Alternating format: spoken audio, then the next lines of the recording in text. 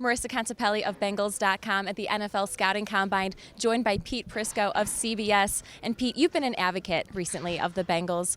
With the roster that they currently have and the potential of players coming in, why do you believe this organization is heading in the right direction?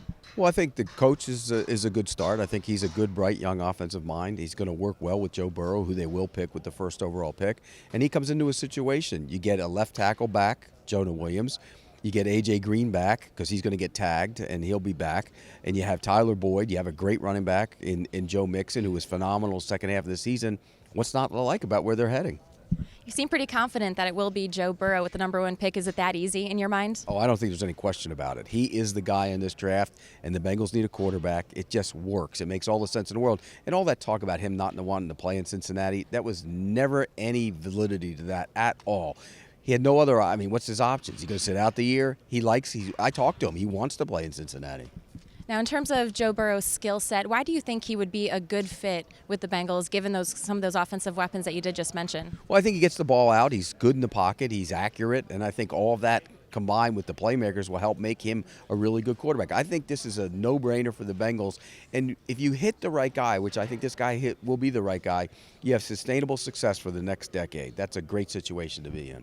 Looking at the potential of this offense and some of those playmakers you just mentioned, how important will it be for a Joe Burrow or any rookie quarterback for that matter, having a guy like A.J. Green and that veteran presence in lineup? Oh, I don't think there's any question about it. A.J., great player, very good friends with Andy Dalton. We all know that, so that was a tough situation for him. But he's a pro, and he wants to go out on the field and be great. Last year, hurt, didn't play. He comes back. They'll tag him. He won't be happy about it. They'll tag him if they can't get a long-term deal, probably miss all the work, but A.J. Green will show up and play.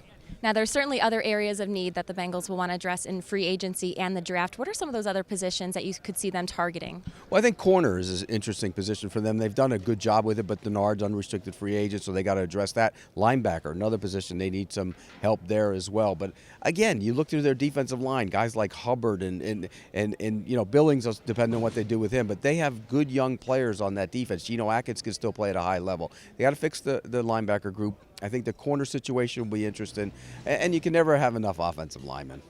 In terms of pick number 33, when round 2 rolls around, is there a certain position or even any prospects that catch your mind that maybe the Bengals should try to prioritize? Well, I think if they get Burrow in the first round, you come back, and if you like a young corner that maybe you can get one there. There are a good group of corners in this draft. The Gladney kid from TCU might be there when they pick. I think that's an option. And if you want to go look at some of the linebackers, there's some good guys in that group as well. I think they're in a great situation. At 1, you get the quarterback. At 33, you come back and fill whatever position you want.